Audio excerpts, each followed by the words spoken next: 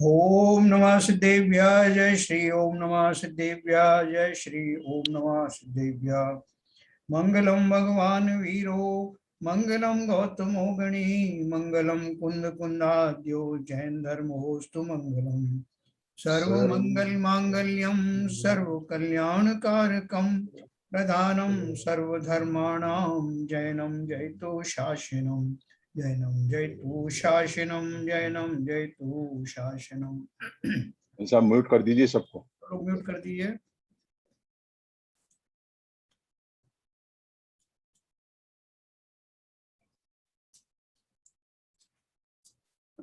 देखिए हमारी बात चल रही थी वंशलब्धि पुस्तक में डॉक्टर उज्ज्वला शाह जो द्वारा रचित, पेज नंबर 56। आज से वास्तव में हमारा विषय शुरू हो रहा है जिसका नाम है प्रथमोपशम सम्यक्त की पात्रता, यानी प्रथमोपशम सम्यक प्राप्त होने के लिए क्या एलिजिबिलिटी क्राइटेरिया है, क्या पात्रता प्रकट होती हैं, योग्यताएं प्रकट होती हैं जिससे हमें लगता है कि हम अब सम्यक दर्शन प्राप्त करने की योग्यता हमारी प्रकट हुई है। तो देखिए इसमें उन्होंने लिखा है कर्मों के नाम तथा सामान्य जानकारी और कुछ पारिभाषिक शब्दों के अर्थ देखने के पश्चात अब हम मूल विषय की चर्चा प्रारंभ करते हैं। पूर्व में पीठिका में ही लंबी चर्चा हो गई है, परंतु वह आवश्यक ही थी। यह बात आगे चलकर ख्याल में आएगी। पत्रों द्वारा तो हम अत्यंत स्थूल चर्चा करेंगे। इन विषयों की सूक्ष्म चर्चा गोमट सार, लब्धि सार, धवला आदि ग्रंथों में से जानना योग्य है ना। अभी हम जो कुछ भी पढ़ रहे हैं एकदम कंडेंस माल है और उसको बहुत डिटेलिंग नहीं की गई है। जिन जीवों को बहुत डिटेल में जानने की जिज्ञासा होने लगे, और वो होगी बाद में, तो उसके लिए अपन गोमट सार, लब्धि सार जैसे बड़े ग्रंथ पढ़ेंगे। ये सब उनकी भूमिका है। लब्धि का अर्थ है प्राप्ति या लाभ, है ना। वैसे भी कहते हैं आपको क्या लब्धि हुई, उपलब्धि हुई। तो लब्धि का अर्थ है प्राप्ति या लाभ या कुछ उपलब्धि। हमारा लाभ अनंत सुख की प्राप्ति में है। मोक्ष अनंत सुख रूप है और उसकी प्राप्ति का उपाय जो संवर और निर्जरा है वह भी सुख रूप ही है। इसलिए उनकी प्राप्ति होना लब्धि है। मोक्ष प्राप्त करना है हमको, अल्टीमेट हमारा लक्ष्य वो है। और उसकी प्राप्ति के लिए जो रास्ते में जो पड़ाव आएंगे वो भी वास्तव में वांछनीय है, वो भी एक अपेक्षा से उपलब्धियां ही हैं। तो इसलिए उन्होंने कहा कि मोक्ष अनंत सुख रूप है और उसकी प्राप्ति का उपाय जो संवर और निर्जरा है वह भी सुख रूप है। इसलिए उनकी प्राप्ति होना लब्धि है। जितना जितना आश्रव और बंध कम होगा उतना उतना दुख कम होगा।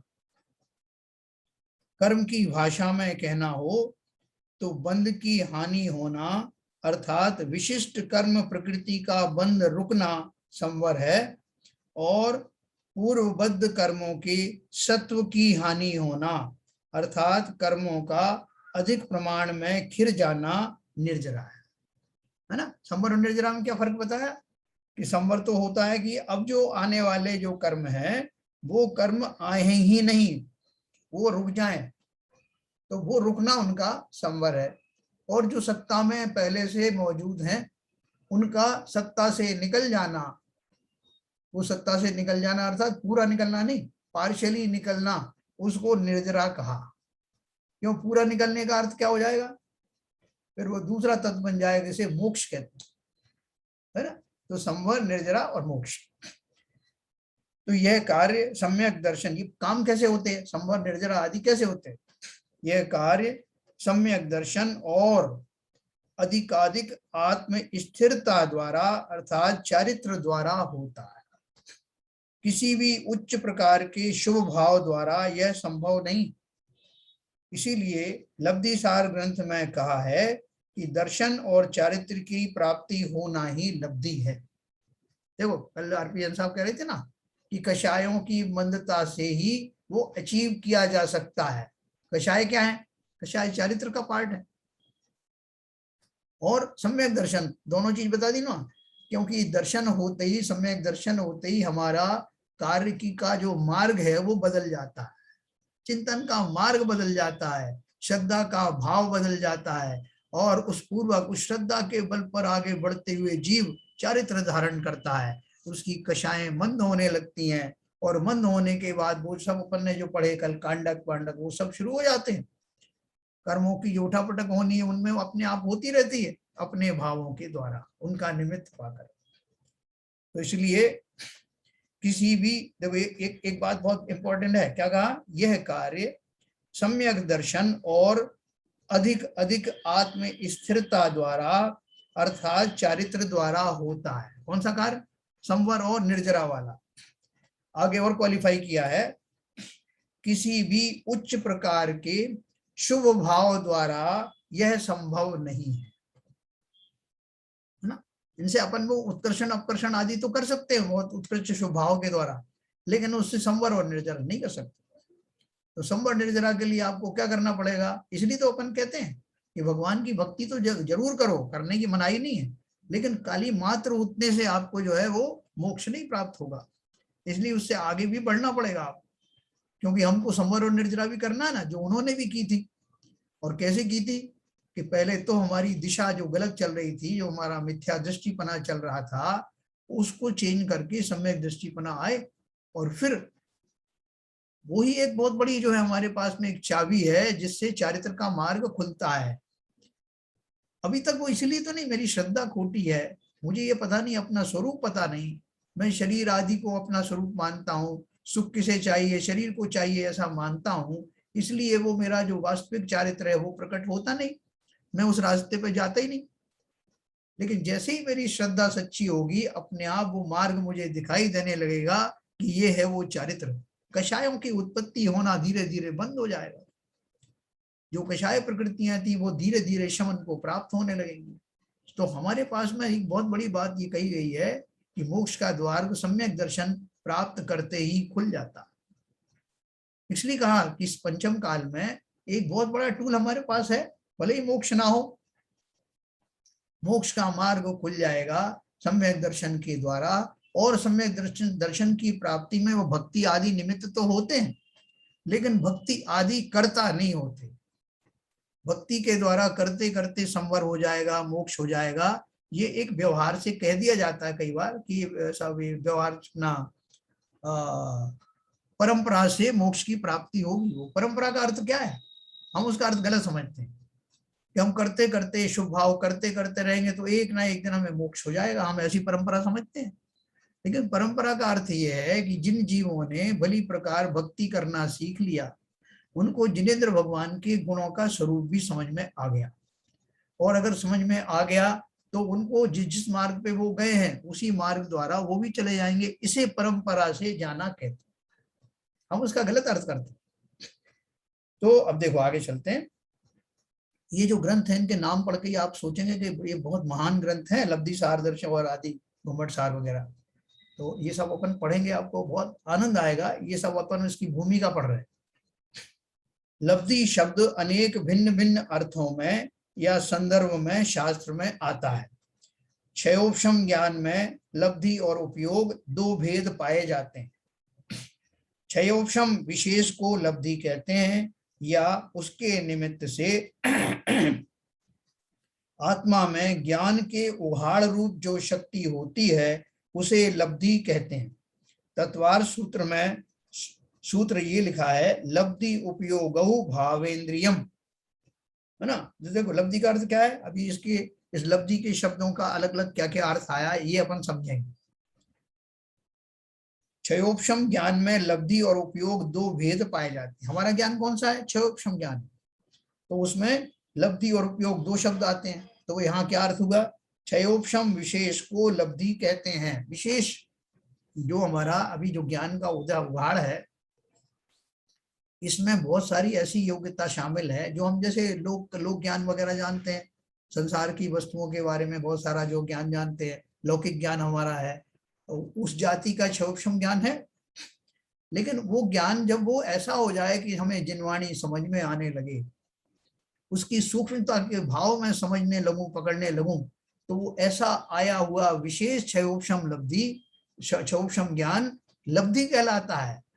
उन पंच लब्धियों में से एक लब्धि वो भी है। तो क्षयोपशम विशेष को लब्धि कहते हैं, और या उसके निमित्त से आत्मा में ज्ञान के उघाड़ रूप जो शक्ति होती है उसे लब्धि कहते हैं। वही एक ही बात है।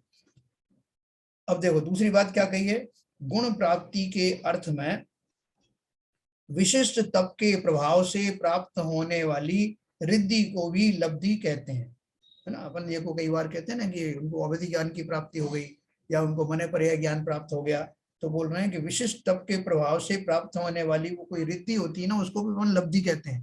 जैसा उनको ये मनो पर्याय ज्ञान रूपी लब्धि प्रकट हुई, अविधि ज्ञान रूप लब्धि प्रकट हुई, तो वो लब्धि का वो अर्थ बता रहे हैं कि कहाँ किस अर्थ में उस लब्धि का प्रयोग होता है। और देखो क्या होता है, दानांतराय आदि अंतराय कर्म की 5 प्रकृतियों के क्षयोपशम या क्षय से प्राप्त होने वाले दान, लाभ, भोग, उपभोग और वीर्य को भी लब्धि कहते हैं, है ना। क्या बताया, जैसे अंतराय कर्म का जो अपना जो जब शमन होता है तो उसके उनके फलस्वरूप 5 लब्धियां प्राप्त होती हैं। 5 लब्धियां कौन सी हैं, कि मेरा दान रूपी दान देने का जो है वो भाव या अवसर मुझे भरपूर मिलता है। तो वो भरपूर मिलना मतलब मेरा दान जो है निर्बाध हो गया, बिना किसी अंतराय के हो गया, तो वो एक उपलब्धि है, अर्थात लब्धि है। इसी तरह लाभ के बारे में लगाना, भोग के बारे में लगाना, उपभोग और वीर्य को भी लब्धि कहते हैं। ये 5 प्रकार की लब्धि कहाँ उत्पन्न होने वाली है, क्योंकि निश्चय से अपन जानते हैं कि ये घातिया कर्म है, अंतराय कर्म। तो इसका अर्थ क्या है, जब जब आत्मा का के गुणों का, इस प्रकार के गुणों का घात ना हो, जिनकी वजह से मैं दान नहीं दे पा रहा था स्वयं को, मैं दान नहीं दे पा रहा था स्वयं को लाभ का, भोग का, उपभोग का और सामर्थ्य का, तो जब मेरी ये दशा प्राप्त हो जाए कि मैं अब निर्बाध होकर के स्वयं को उस आनंद का दान दे सकता हूं, तो समझो ये मेरी 5 प्रकार की लब्धियां हैं। ये 5 प्रकार मतलब एक ही कैटेगरी की 5। यह भी आपको लब्धि का स्वरूप समझा रहे हैं कि लब्धि, इनको भी लब्धि कहते हैं। वास्तव में 5 लब्धि का स्वरूप आने से पहले आपको ये बताया जा रहा है कि कोई भी विशेष उपलब्धि को लब्धि कहते हैं। अरहंत भगवान की स्तुति में उनका वर्णन करते समय लिखा है, न वो केवल लब्धि रमाधरंत। अपन से उसमें स्तुति पढ़ते हैं, कर लो जिन भर पूजन में एक स्तुति है ये, है ना, आप पढ़ेंगे, बहुत अच्छी भक्ति है। न वो केवल लब्धि रमाधरंत, अर्थात अरहंत भगवान के 9 क्षायिक लब्धियां होती हैं। कौन कौन सी 9 होती हैं, वे इस प्रकार हैं। क्षायिक ज्ञान, अपन ने पढ़ा था, क्षायिक ज्ञान, क्षायिक दर्शन, क्षायिक सम्यक्त्व, क्षायिक चारित्र, क्षायिक दान, क्षायिक लाभ, क्षायिक भोग, क्षायिक उपभोग और क्षायिक वीर्य। इन सब में क्षायिक क्यों लगाया, क्योंकि वो अनंत भगवान है, उन्होंने उन सब प्रकृतियों का क्षय कर दिया। वो सब कर्मों की प्रकृतियां वो निकल गई जो जो कि उसमें व्यवधान बनती थी, है ना। दर्शन, ज्ञान, चारित्र और ये अपना दर्शनावर्णी, ज्ञानावर्णी और ये मोहिनी और अपना ये अंतराय, ये चारों उनको प्रकृति का उन्होंने नाश कर दिया, इसलिए उनको अब जो प्रकट होगा वो क्षायिक प्रकट होगा। अब देखो हमारी विषय पंचलब्धि है। प्रथमोपशम सम्यक के पूर्व होने वाली 5 लब्धियों की हम चर्चा करेंगे। 5 लब्धियां कौन सी हैं, मैं थोड़ा ये आपको पढ़ के सुनाऊं, फिर अपन म्यूट करेंगे। क्षयोपशम लब्धि, विशुद्धि लब्धि, देशना लब्धि, प्रायोग्य लब्धि और करण लब्धि। ये हमारा जो विषय चलेगा अब, ये हमने शॉर्ट में तो उसमें करणानियोग परिचय में भी पढ़ा था, तो उसको फिर से ये नाम समझ लीजिए, इनकी हमारी चर्चा होगी। अब कौन कौन सी, क्षयोपशम लब्धि, विशुद्धि लब्धि, देशना लब्धि, प्रायोग्य लब्धि और करण लब्धि, ये इसी क्रम में प्रकट होती हैं, इसी क्रम में एक दूसरे को, बहुत जल्दी में हो जाती हैं। ऐसा अपन को लगता है कि सालों लगते होंगे, नहीं, अंतर्मुहूर्त का खेल है। इसी को सागार धर्मामृत नामक ग्रंथ में अन्य शब्दों में कहा है। क्या कहा है, पहली वाली जो है क्षयोपशम लब्धि उसको संगित्व कहा, दूसरी को शुद्धि कहा, तीसरी को देशना कहा, चौथी को कर्महानि कहा और पांचवी को अस्त मिथ्यात्व कहा। दूसरी ग्रंथों में कैसे लिखा है? नियम सार ग्रंथ की तात्पर्य वृत्ति टीका में 5 लब्धियों के नाम इस प्रकार से हैं। नियम सार कुंदाचार्य के लिखे हुए पंचपरमागम है ना, उसमें जो समय सार, प्रवचन सार, नियम सार, अष्टपाहुड़ आदि जो ग्रंथ हैं उनमें ये है। काल लब्धि, करण लब्धि, उद्देश लब्धि, उपशम लब्धि और प्रायोग्यता लब्धि, ऐसे उनके 5 उन्होंने बताया। इन 5 लब्धि पूर्वक प्रथमोपसर्ग सम्यक की प्राप्ति होती है।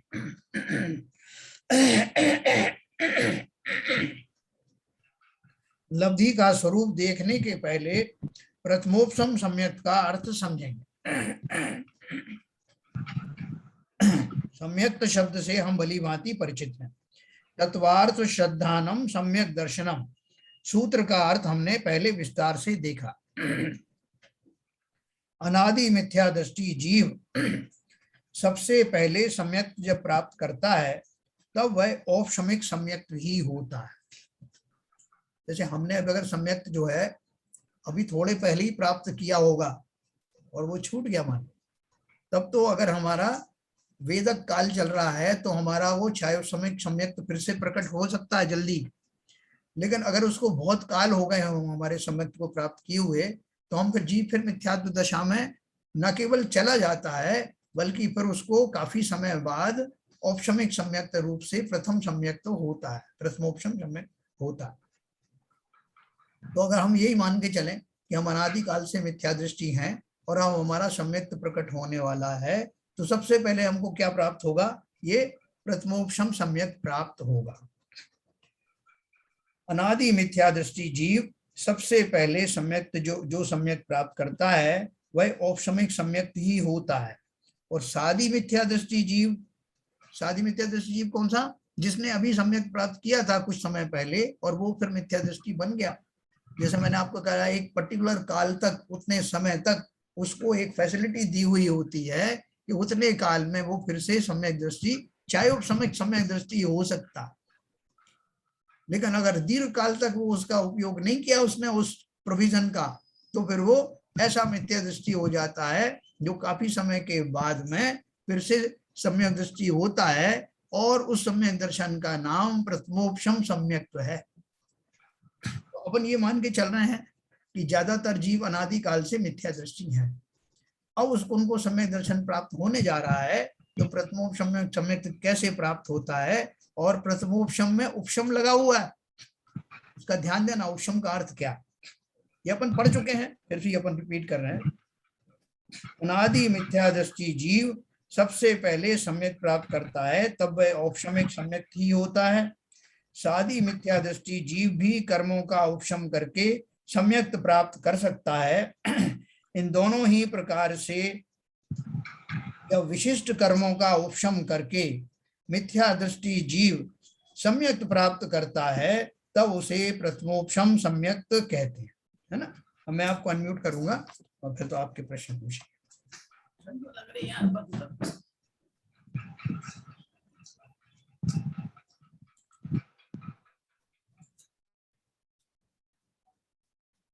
हाँ, तो अब अपने जिसको पूछना है वो अनम्यूट करके अपने पूछ सकता है।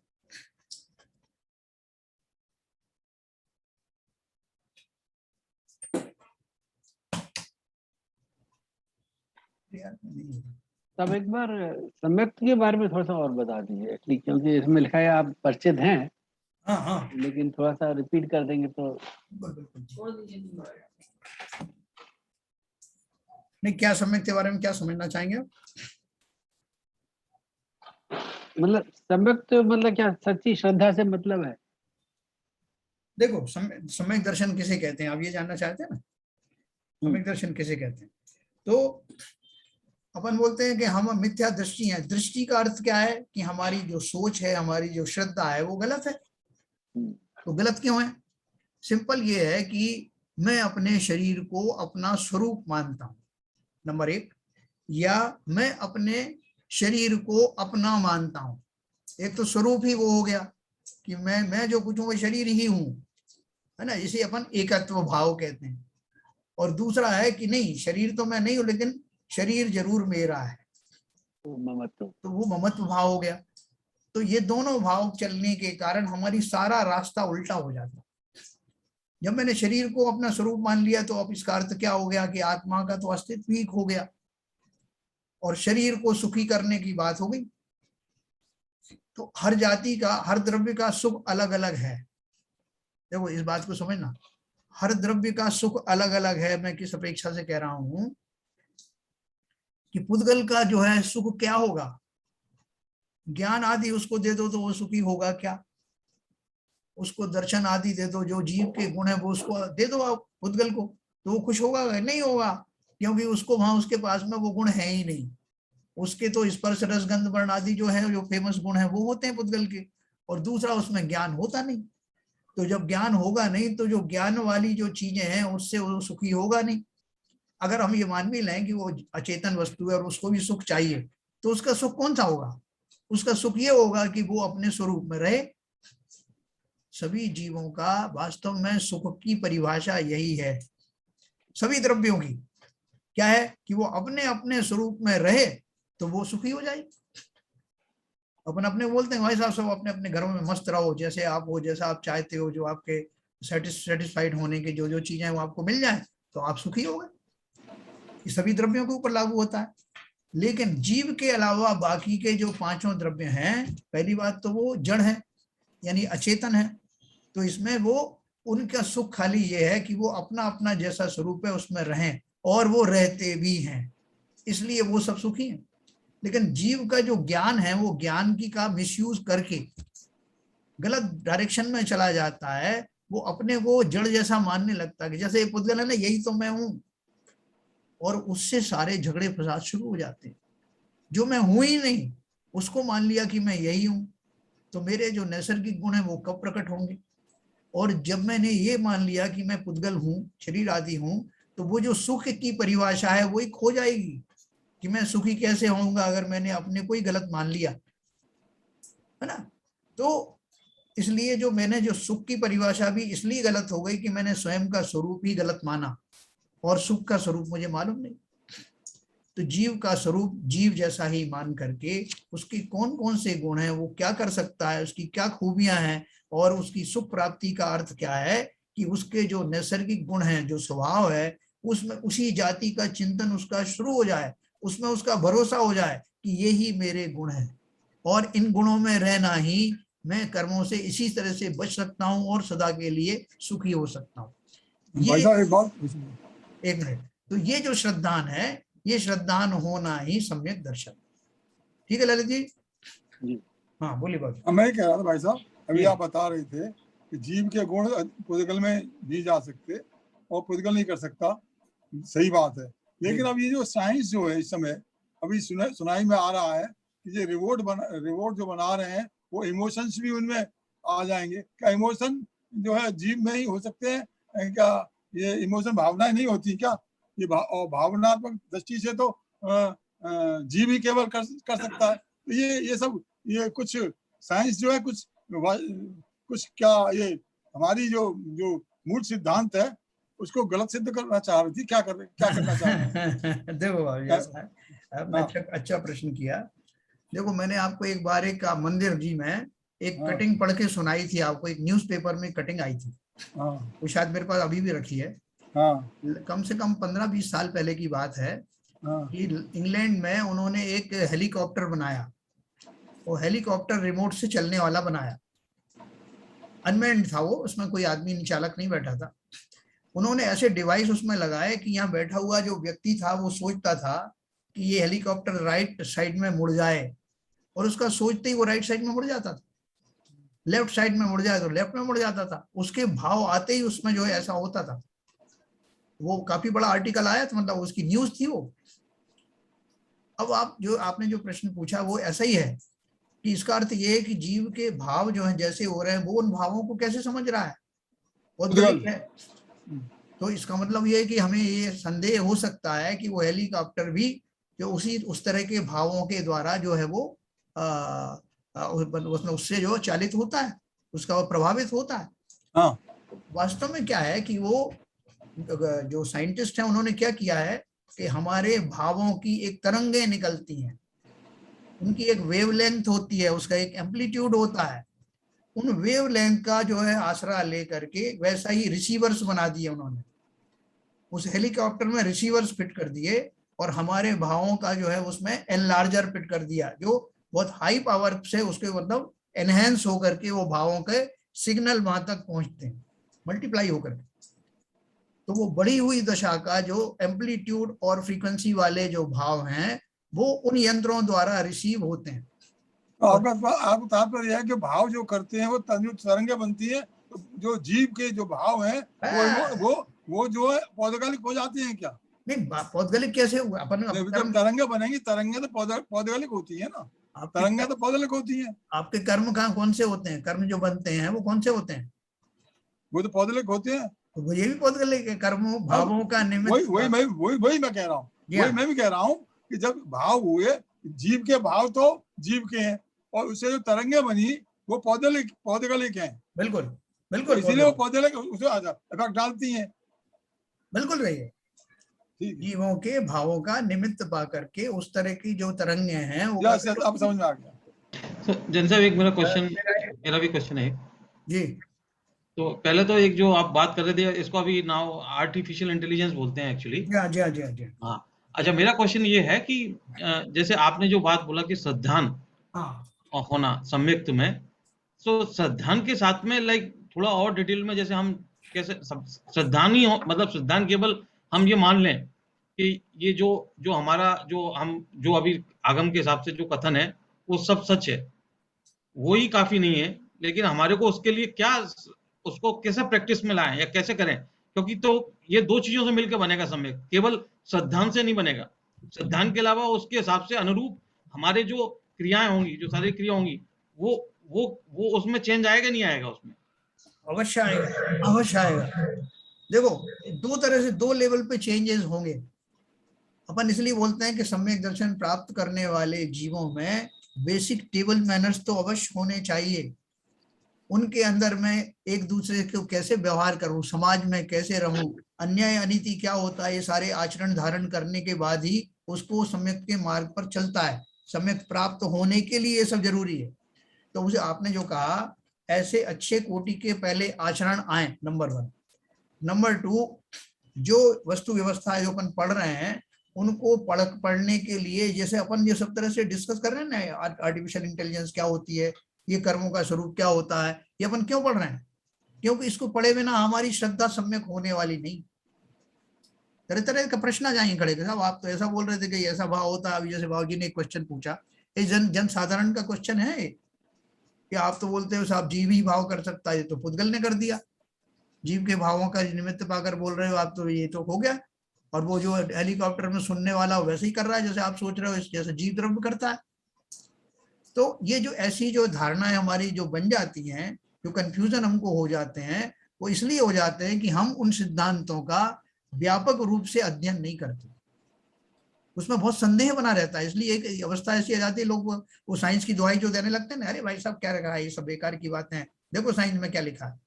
अगर आपको भरपूर नॉलेज नहीं होगी तो आप उसको कंट्राडिक्ट नहीं कर सकते कि भैया साइंस को अपनी जगह पर है और ये बातें अपनी जगह पर हैं, ना साइंस इसको झुटला सकता है और ना ये साइंस को झुटला रही है। साइंस है क्या?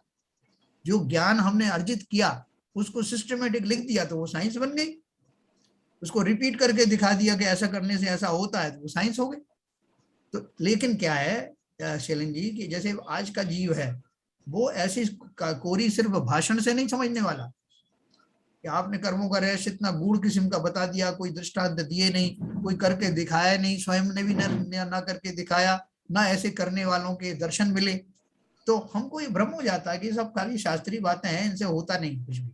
इसलिए सम्यक दर्शन प्राप्त करने के लिए हमको इसलिए तो नहीं होता। कहते हैं कि जो ज्यादा ज्ञानी होते हैं ना तो उनकी कभी यूनियन नहीं बनती बुद्धिजीवियों की, है ना। इसी तरह से हमारे जब ज्ञान होता है तो ज्ञान में अगर सच्ची धारा में वो ज्ञान का उपयोग नहीं होता तो हम मिथ्या आचरण में फंस जाते हैं।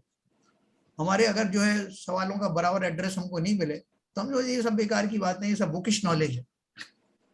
इसलिए सम्यक दर्शन प्राप्त करने के लिए आपने बहुत सही कहा, न केवल हमारे प्रारंभिक आचरण सुधरें, बल्कि ये जो हम एनालिसिस कर रहे हैं उनको व्यापक रूप से उसको श्रद्धा सहित स्वीकार करके फिर उनकी परीक्षा करना, ये सही है क्या? अभी अपन को लगने लगा ना कि जो हमने पढ़ा है वास्तव में उसमें दम है, लेकिन कैसे कितने जीव ऐसे हैं उनको बेचारों को इस तरह के मौके नहीं मिलते को परीक्षा करें, ना इतना धैर्य होता। ठीक है सर? हाँ बोलिए। सर ये शरण जी के क्वेश्चन का थोड़ा सा मैं प्रैक्टिकल आंसर दीजिए। जैसे कि मतलब जैसे कि अगर हम प्रैक्टिकल रूप में देखें तो हमें इसका प्रैक्टिस तो करना पड़ेगा। जैसे कि अगर हम ऑफिस जा रहे हैं कार से और रास्ते में किसी से ट्रैफिक सिग्नल पे किसी से थोड़ा सा हो जाए कि तूने क्यों क्रॉस कर दिया या उसने आपको कट किया, उससे आपका थोड़ा सा तू मैं हो गया और तू मैं होने के बाद आप आगे बढ़ गए, वो भी आगे बढ़ गया, लेकिन आप 10 मिनट के बाद उस बात को भूल जाएंगे क्योंकि वो जो जीव था जिसके साथ आपका हुआ वो जान पहचान का नहीं था, थोड़ा हुआ और आप थोड़ी देर के लिए मन में भाव आए और आपने कुछ बोला, उसने बोला और सब लोग अपने अपने रास्ते पे चले गए। उसके बाद जब आप ऑफिस पहुंचे, वहां पे जाके ऑफिस में जाते ही आपका एक कुलीग से थोड़ा किसी पर्टिकुलर टॉपिक पे झगड़ा हो गया, उसने आपको कुछ बोल दिया या उसने हमें कुछ बोल दिया, तो हमें वो सारा दिन पिंच होगा। वो इसलिए होता है क्योंकि जिस जीव को हम नहीं जानते थे उससे थोड़ा बहुत हुआ, उसको हमने एकदम से बुला दिया, उसको पता था कि ये मेरे को नहीं जानता, मैं इसको नहीं जानता, लेकिन जब हमारा कुलीग से जब झगड़ा हुआ तब लगा कि मैं विपुल जैन हूँ या मैं शैलेन जैन हूँ, इसने मुझे ऐसा क्यों बोल दिया। और अगर हमारा श्रद्धान उस टाइम हम सोचे कि ये मेरे को नहीं बोला, ये तो मैं जिस पोस्ट पे हूँ, मैं जिस मैनेजर पे हूँ, अगर मैं नहीं होता तो इसकी जगह कोई और होता, उसको वही बोलना था, ये तो काम के पर्सपेक्टिव में उसने बोला है, इसलिए मुझे दुखी होने का इसमें कोई जरूरत नहीं है जी। तो अगर मैं ये सोच लूं कि ये तो मेरे को नहीं बोला है, जिस पोस्ट पे मैं बैठा हूँ उस पोस्ट के रिलेटेड, उस काम के रिलेटेड वो बात हुई है, ये मेरे को लिए नहीं बोला है।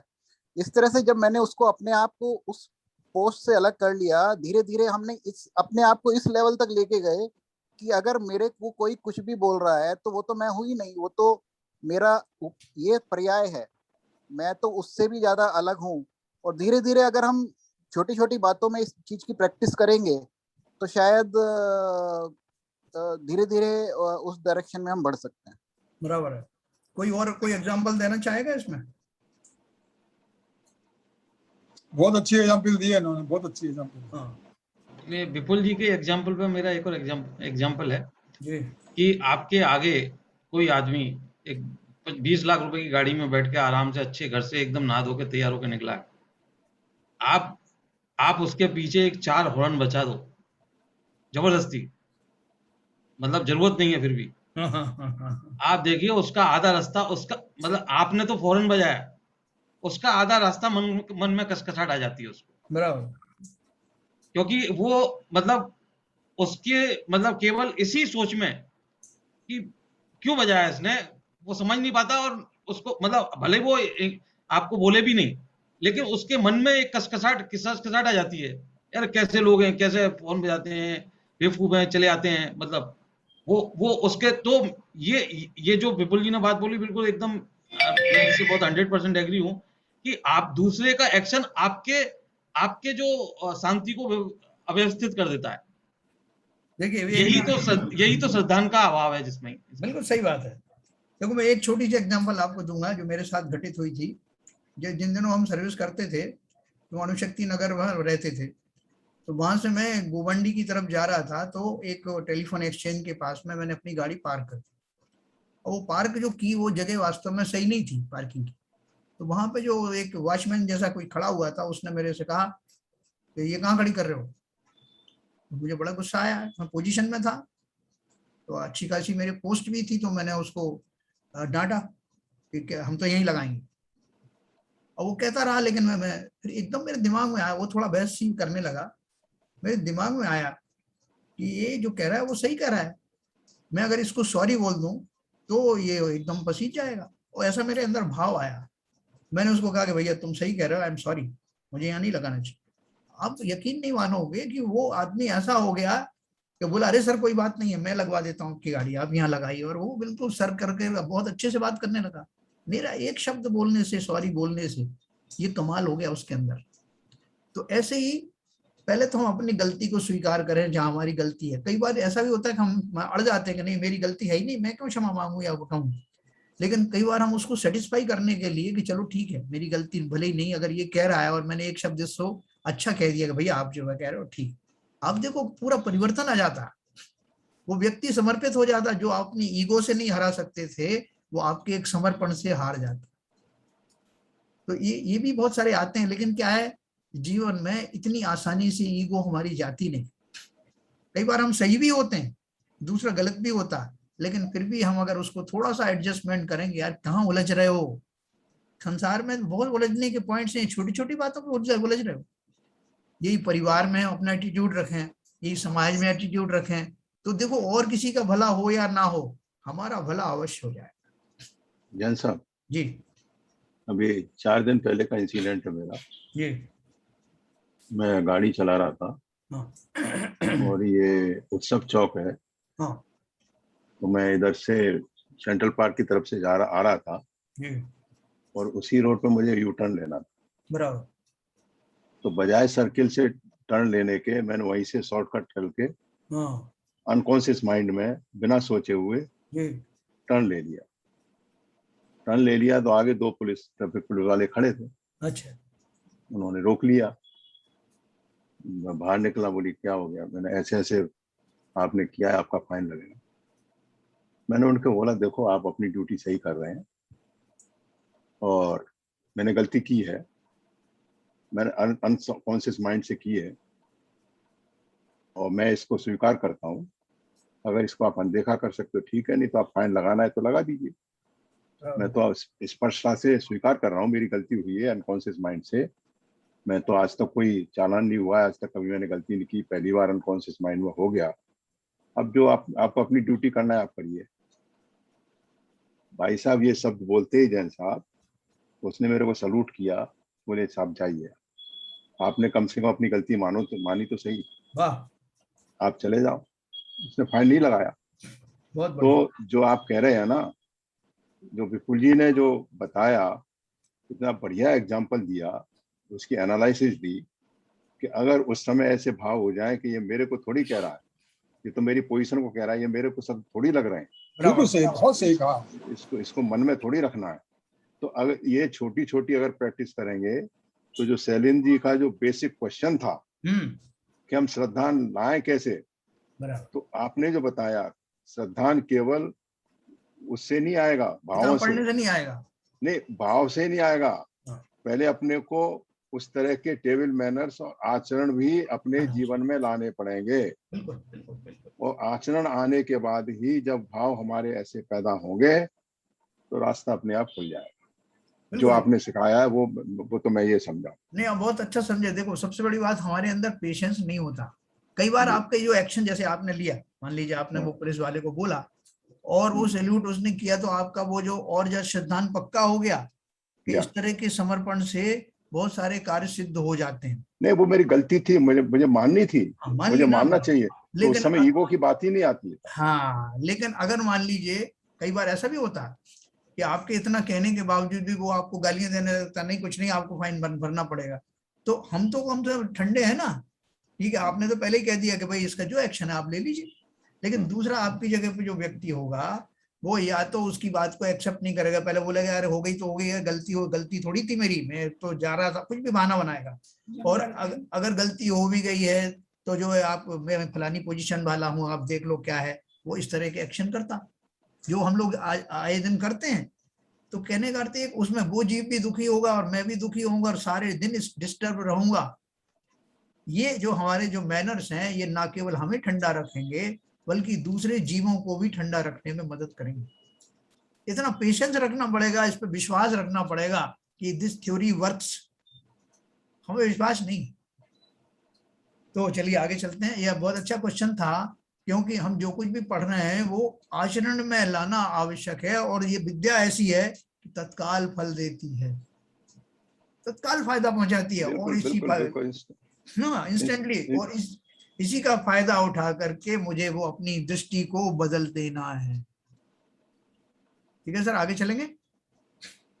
तो देखिए एक सवाल और था जैन साहब जी। ये जो अलग अलग ग्रंथ आपने जो बताए जी जैसे नियम सार है और पहले उसमें दूसरा ग्रंथ है, धवला आदि है, धवला वगैरह है। हाँ लब्धि सार। इनमें पांचों लब्धियों के अलग अलग नाम क्यों डिफरेंशिएट कर दिए? ये तो बहुत कंफ्यूजन करने वाले हैं। नहीं कोई कंफ्यूजन नहीं, देखो मैं आपको बताऊं, नाम भले अलग रहने दो, लेकिन उनका जो कार्य जब आप देखोगे तो सबका एक सही है। नहीं, कार्य तो एक सा है, वो हाँ। समझ में आ रही है जी। मगर ये ऐसा है कि अलग अलग नाम देके ये to place in mind it becomes difficult, और कुछ नहीं। नहीं वो क्या है, वो जो उन्होंने जब दिए है ना, अगर मैं आपको एक एक की व्याख्या करके सुनाऊंगा ना तो आपको वही व्याख्या मिलेगी जो और ऊपर लिखी है। नहीं वो बात नाम से वैसा ही लग रहा है, ऐसा नहीं है। जैसा हमें नाम तो बाकी अलग अलग एक एक चीज हो सकते हैं, जब व्याख्या करके जब आप समझाएंगे तो उसका तत्व समझ में आ जाएगा ना। तो अभी देखो मैं आपको बताऊं, जैसे फॉर एग्जांपल पहला नंबर पे छह उपशम लब्धि है ना, और छह उपशम लब्धि से क्या प्रकट होता है? ज्ञान प्रकट होता है। अब ऐसा सा ज्ञान प्रकट होता है कि जिसके द्वारा आप जनवाणी को ग्रस्त कर सकते हैं, वो छह उपशम लब्धि है।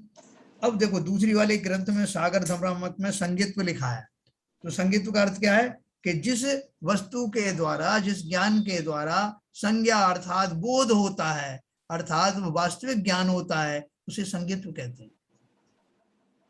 तीसरे में लिखा है काल लब्धि, नियम सार में लिखा है पहली वाली लब्धि को काल लब्धि कहा। तो काल लब्धि किस अपेक्षा से कहा कि भैया जो मेरा ज्ञान का उघाड़ था इतने दिन तक वो उस योग्य नहीं हुआ कि मैं जिनवाणी को ग्रास्प कर सकूं, लेकिन एक समय आया, वो समय आने के बाद मेरा वो ज्ञान का उघाड़ इस मनुष्य पर्याय में उतना हो गया जितने में कि मैं देशना आदि को ग्रहण कर सकूं, इसलिए मैंने उसको काल लब्धि कहा। क्योंकि हर एक वस्तु में 5 समवाय पूर्वक होती है। वो मेरी छह उपशम ज्ञान कहाँ गया था तो इधर ही, लेकिन प्रकट तभी हुआ जब उसका समय आया, तो उन्होंने उसको काल लब्धि से रिलेट कर दिया। आपकी बात सही है कि अपन अलग अलग पढ़ करके थोड़े भ्रमित हो जाते हैं, लेकिन जब अपन उसकी व्याख्या में जाते हैं तो आपको लगेगा कि नाम भले ही कुछ भी हो, लेकिन इन सब का अर्थ एक ही। और आप अभी इसमें जाइए मत डिटेल में, जब अपन को जो 5 अपन ने जो पढ़ी है, छह उपशम लब्धि, विशुद्धि लब्धि, देशना लब्धि और प्रायोग लब्धि, करण लब्धि, व्यापक रूप से इन्हीं नामों का प्रयोग होता है। तो नियम सार में तो दूसरे नंबर पे करण लब्धि और जो उसमें कर्ण लब्धि लास्ट में बोलने वाला एक सेकंड, अगर कर्ण लब्धि को हम काल लब्धि के बाद ही कर्ण लब्धि आ जाएगी तो फिर और लब्धियों की आवश्यकता नहीं पड़ेगी। उपदेश लब्धि, उपसम लब्धि, योगात्मक, ये सब लब्धियों की जरूरत क्या पड़ेगी? कर्ण लब्धि लास्ट में ही होती है, और कर्ण लब्धि उसको होती है जिसको सम्यक दर्शन प्राप्त होना होता है। बाकी और लब्धियां तो मिथ्या दृष्टि को भी हो जाती हैं। नहीं वो ठीक है, अब अपन उसको उसके ऊपर ज्यादा मत अटको मत आप, तो बस ऊपर वाली जो अपन ने 5 बताई हैं उन्हीं पे चलेंगे।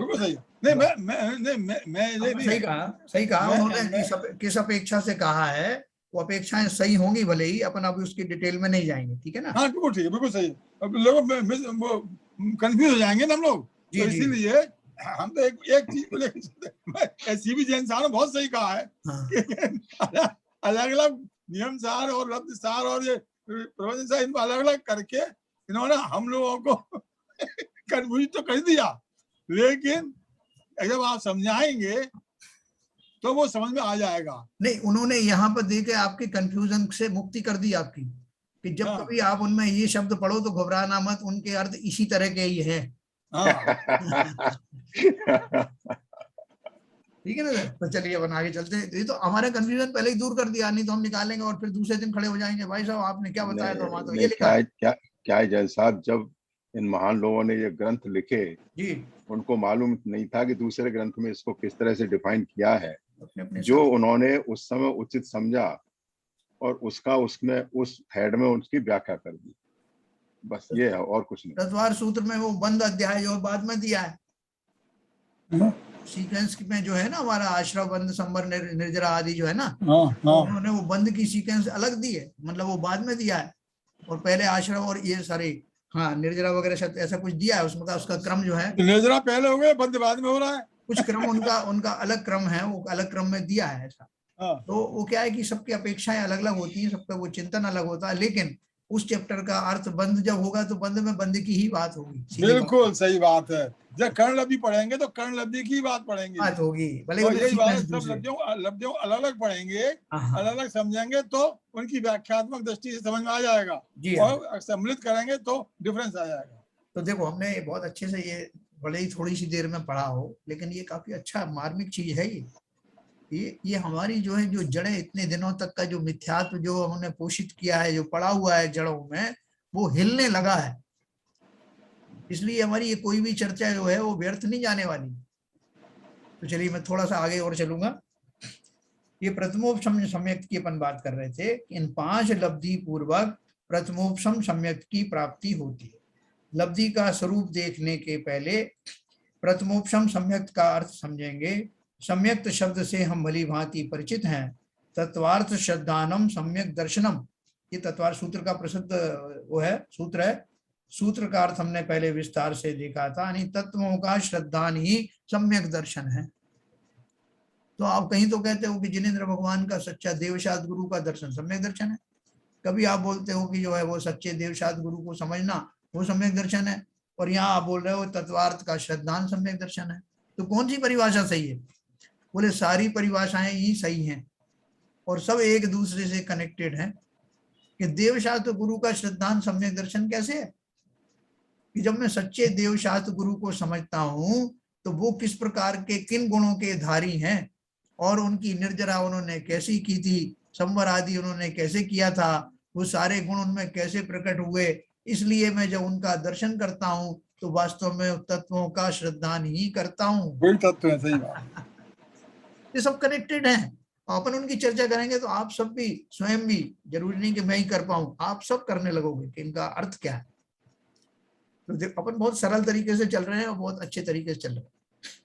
देखो उन्होंने क्या लिखा, अनादि मिथ्या दृष्टि जीव सबसे पहले सम्यक्त प्राप्त करता है, तब वह औपशमिक सम्यत्व ही होता है। अनादिकाल से जो मिथ्या दृष्टि पड़ा है ना, वो मिथ्या दृष्टि जीव जब पहले सम्यक दर्शन प्राप्त करेगा तो कौन सा करेगा? प्रथमोपशम, प्रथम है, पहली बार हुआ है मिथ्या दृष्टि पने के बाद में जब शुरुआत फिर से होगी तो वो प्रथम रूप से हुआ और औपशमिक ही होगा। अपन ने बात करी थी ना, अपन ने बहुत विस्तार से पढ़ चुके हैं। तो अनादि मिथ्या दृष्टि जीव सबसे पहले सम्यक प्राप्त करता है, तब वह औपशमिक सम्यक ही होता है। सादी मिथ्या दृष्टि जीव भी कर्मों का उपशम करके सम्यक्त प्राप्त कर सकता है। इन दोनों ही प्रकार से जब विशिष्ट कर्मों का उपशम करके मिथ्या दृष्टि जीव सम्यक्त प्राप्त करता है तब उसे प्रथमोपशम सम्यक्त कहते हैं। देखो मैं 2 कैटेगरी हुई सम्यक्त। एक तो वो जीव है जिसने अनादिकाल से आज तक सम्यक्त प्राप्त किया ही नहीं, निगोद में ही पड़ा हुआ, निगोद से निकला ही नहीं, तो सम्यक दर्शन धारण करने का सवाल ही नहीं पैदा होता। लेकिन कुछ जीव, काफी जीव ऐसे भी हैं जो अनेकों बार जो है वो त्रस पर्यायों में जन्म लिए, संघीय पंचेंद्रीय जीव बने, या जो है वो दूसरी पर्यायों में भी रहे पहली बार, मगर वो सम्यक दर्शन अब उन्होंने धारण किया तो वो जो पहली बार में धारण किया है वो उसको प्रथमोपशम सम्यक्त कहा। अब मान लो मैंने धारण किया, हमने बहुत बार धारण किया होगा, वो छूट गया तो एक वेदक काल आता है। वेदक काल आता है मतलब एक समय होता है, उतने समय तक उसका जो प्रमाण भी शास्त्रों में अपन ने पढ़ा कि कितना होता है, उपल्ली के संख्यात में भाग प्रमाण पढ़ा था अपन ने कि जैसे हमारा सम्यक दर्शन चला गया तो वो जीव मिथ्या दृष्टि तो हो गया, लेकिन वो कितने दिन तक मिथ्या दृष्टि रहेगा मैक्सिमम सम्यक दर्शन होने के बाद कभी भी, तो पल्ली के असंख्यात में भाग बार वो जो है वो ये बन जाता है, बार बार सम्यक दर्शन धारण करता है। लेकिन पुद्गल अर्ध पुद्गल परावर्तन काल तक मिथ्या दृष्टि बना रह करके वापस वो सम्यक दृष्टि हो जाता। ये 2 चीजें अपन ने पढ़ी थी। इसका अर्थ क्या हुआ कि अब मेरे पास 2 फैसिलिटीज हैं। अगर मैं सम्यक से डिगा हुआ हूं, अभी ज्यादा समय नहीं हुआ है, उसका समय भी दिया हुआ है, इतने समय के अंदर अंदर, वो भी काफी लंबा समय है, उतने समय जैसे वेदक काल कहते हैं, उस काल में अगर वो जीव फिर से सम्यक्त धारण कर ले, चाहे उपशम सम्यक्ति हो सकता है। जो पहले सम्यक दृष्टि था मिथ्या दृष्टि बना और फिर से सम्यक दृष्टि हो सकता है, वो इतने काल के अंदर में हो सकता है। वो समदृष्टि होता है, छाया सम्यक होता है। एक अंतर्मुहूर्तवाद भी हो सकता है, जैसे अभी आप मिथ्या दृष्टि हो गए, हाँ बिल्कुल बिल्कुल सही, तुरंत एक अंतर्मुहूर्त के बाद में फिर सम्यक दृष्टि हो सकते हो। और अगर नहीं हुए एक अंतर्मुहूर्त में, तब भी उसका बहुत लंबा पीरियड है जिसमें आप सम्यक फिर से सम्यक्ति हो सकते हो, क्योंकि आपने उस सम्यक का स्वाद चख चुके हैं, वो आपकी एलिजिबिलिटी प्रूफ हो चुकी है। ठीक है, एक तो वो हो गया। लेकिन अगर किसी कारण से वो उतना जो काल मिला है, वेदक काल, जो ग्रेस पीरियड आपको मिला है, उसमें आप सम्यक धारण नहीं कर पाए, तब भी घबराना मत। वो बोलते हैं कि अगर वो काल भी निकल जाए तो जो दूसरा काल आएगा जिसमें आप घोर मिथ्या दृष्टि हो गए, वो भी बहुत लंबे समय तक रहने वाला नहीं है। वो कितना है? एक सेकंड पूछना चाहता हूँ। हाँ, इसमें शादी और अनादि बोला है, तो हाँ, अनादि वाले को तो प्रथम संयुक्त हो गई होगा, उसका तो कोई सवाल नहीं है।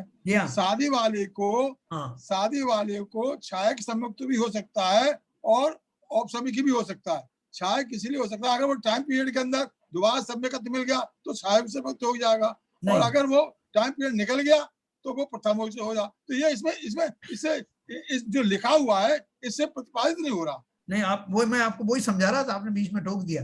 अच्छा ठीक है, मैं वही ले जा रहा था आपको। हाँ ठीक है, कि देखो, जब ऐसा जीव जो सम्यक दर्शन प्राप्त करके और वो मिथ्या दृष्टि बन गया है, और अभी उसको जो है वो वेदक काल के अंदर अंदर वापस सम्यक दर्शन को प्राप्त करता है, तो उसकी वो सम्यक प्रकृति वाला जो है वो उदय में आने के कारण वो छायोग समेत सम्यक दर्शन प्राप्त करेगा, वेदक काल में होने वाला। और छायोग समेत सम्यक वाला जीव ही छायक सम्यक दृष्टि होता है। हाँ सही बात। ठीक है, अभी उन्होंने क्या बोला, ये जो सादी शब्द लिखा ना, उन्होंने लिखा अनादि हो या सादी हो, दोनों ही को प्रथमोपशम सम्यक तो होता है। कब होता है प्रथमोपशम सम्यक?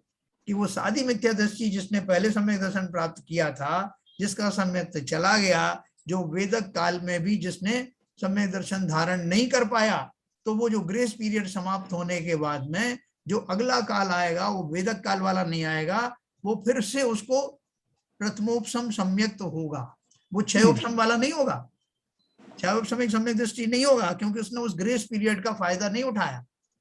तो अब वो उस पे जाएगा, इसमें जाएगा फिर से ही, जैसे अनादि मिथ्या दृष्टि था, ऐसा ही ये शादी वाला भी हो जाएगा, अनादि हो जाएगा, शादी वाला भी अनादि हो जाएगा, अनादि जैसा ही हो जाएगा। और उसका जब फिर सम्यक दर्शन जो प्राप्त करेगा, तो वो क्षयोपशम वाला नहीं, प्रथमोपशम सम्यक वाला ही होगा। लेकिन भाषा इसमें जो भाषा जो लिखी है, इसके ये उसको अगर कहीं ऐसा नहीं लिखा, वो सीधा लिखा है उन्होंने कि शादी मिथ्या दृष्टि भी जो है जब होगा तो प्रथमो ठीक है कहते हैं उसे, ये लिखा हुआ। तो वो जो आप जो बता रहे हो, वो कहीं अगर एक आध इसमें थोड़ा सा कॉमा और फुल स्टॉप डाल करके कहीं अगर उस बात को लिख दिया जाता तो वो क्लियर हो जाता। अब बाबूजी सब चीज वो लिख देते तो हम क्या बताते हैं? आपके लिए छोड़ दिया, आपके लिए छोड़ दिया। नहीं, आप तो नहीं बताते बाबूजी, सवाल कैसे पूछते? नहीं, वो सीवी जैन साहब एक्चुअल में क्या है कि इन्होंने ही हमें सवाल, हम नहीं पूछ रहे, इन्होंने जो हमें बताया है, हम उसी बात को इनसे कह रहे हैं जी। चलो सवाल नहीं, ये नहीं, ठीक है, आपका क्वेश्चन ठीक है, लेकिन क्या है, देखो मैं आपको बताऊं, अगर मैं कोई चीज समझा रहा हूं तो जब मैं रुक जाऊं तो समझ लेना कि वो टॉपिक खत्म हो गया, फिर आप पूछिए।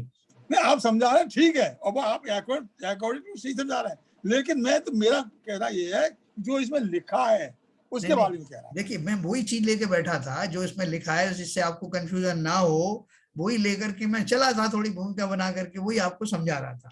ठीक है, तो मेरी आपसे निवेदन इतना ही है कि अगर मैं कुछ उसको पढ़ के पैराग्राफ को कुछ टॉपिक दे रहा हूँ, पढ़ा रहा हूँ, तो उसको तब तक वेट करना जब तक मैं रुक ना जाऊं, उसके बाद आप क्वेरी करना अगर वो एड्रेस नहीं होता है। ठीक है सर, तो चलो अपन आगे चलते हैं। शादी और अनादि, तो समय होने वाला हमारा। शादी और अनादि का अर्थ याद है ना? शादी मतलब सा प्लस आदि, और अनादि का मतलब अन प्लस आदि। जिस जीव ने अनादि काल से कभी सम्यक्त प्राप्त किया नहीं है, जो अनादि काल से मिथ्यात्व अवस्था में ही है, उसे अनादि मिथ्या दृष्टि कहते हैं, जो अपन ने पढ़ा पहले। जो जीव सम्यक प्राप्त करने के बाद दोबारा अतत्व श्रद्धांत से मिथ्या दृष्टि होता है, उसे सादी मिथ्या दृष्टि कहते हैं। ठीक है, अपन ये पहले पढ़ चुके हैं। अब कौन से कर्मों का उपशम करके जीव सम्यक प्राप्त करता है उसे देखते हैं। उसमें इतना ही पैराग्राफ पढ़ूंगा। अनादि मिथ्या दृष्टि के पास दर्शन मोहिनी कर्म की एक मिथ्यात्व प्रकृति सत्ता में होती है, क्योंकि बंध एक मिथ्यात्व प्रकृति का ही होता है, जबकि सादी मिथ्या दृष्टि के पास दर्शन मोहिनी की तीन प्रकृति अर्थात मिथ्यात्व, सम्यक मिथ्यात्व और सम्यक प्रकृति कुछ काल तक सत्ता में रहती है। जो मैं वेदक काल बता रहा था ना, तो उन्होंने उसको कुछ काल लिखा है। सादी मिथ्या दृष्टि के पास दर्शन मोहिनी की तीन प्रकृति, जो टुकड़े उसने पहले किए थे अभी वो टुकड़ों के फॉर्म में ही पड़े हुए हैं। सादी मिथ्या दृष्टि ने जो किए थे, तीन प्रकृति अर्थात मिथ्यात्व, सम्यक मिथ्यात्व और सम्यक प्रकृति कुछ काल तक सत्ता में रहती है, क्योंकि पहली बार प्रथमोपशम सम्यक होने पर मिथ्यात्व के तीन टुकड़े होते हैं। उसको सम्यक दर्शन हुआ था, उसने तीन टुकड़े करके पटक दिए, और वो आपने प्रकृति ने आपको ग्रेस पीरियड दिया कि इन तीन इतने इतने पीरियड के अंदर इनमें से दो टुकड़ों को समाप्त कर उपशम कर दो, तीसरा टुकड़ा भले ही बना रहने दो, तो आपको 6 उपशम सम्यक प्राप्त हो जाएगा। ठीक है, ये चर्चा अपन कल और करेंगे, बहुत विस्तार से करेंगे, बार बार करेंगे, क्योंकि यही हमारे काम की चीज है। तो इसलिए बिल्कुल घबराना नहीं। भाई इतनी बस निवेदन है कि इस पैराग्राफ को देख करके मैं कुछ सोचते आपको वो समझाने की कोशिश करता हूं, तो उसमें थोड़ा क्रम पड़ता है। वो क्रम के लिए थोड़ा सा आप धैर्य से सुनेंगे तो उसकी सारी बातें उसको मैं आपका खुलासा करूंगा। आप तो समझा रहे थे, वो आप सही समझा रहे थे, लेकिन मैं तो केवल इस पर कमेंट कर रहा था कि जो इसमें जो किताब में लिखा है उसमें थोड़ी कमी है, ये कह रहा था। आप ये नहीं कह रहा था, आप सही समझा रहे थे, समझा तो आप रहे थे, आप सही समझा रहे थे, लेकिन जो इसमें जो लिखा हुआ है उसके बारे में कह रहा था मैं। ये नहीं कह रहा था कि आप समझाएंगे नहीं या आप मैं समझ नहीं रहा हूँ। मैं भी समझा हुआ हूँ पहले से ही, आप भी समझा चुके हैं, एक बार नहीं कई बार समझा चुके हैं। देखो जब उसमें जो कमी थी जो आप कह रहे हैं, ये भी और केवल वही मेरा कहना है, उसी कमी आप समझाएंगे नहीं, ऐसा कोई प्रॉब्लम नहीं था। एक मिनट, उसी कमी को तो लेकर के मैं विश्लेषण कर रहा था जिससे किसी को कंफ्यूजन ना हो। ठीक है ना? तो चलिए, तो अभी अपना समय हो गया, जिनवाणी की स्तुति करेंगे ललित जी।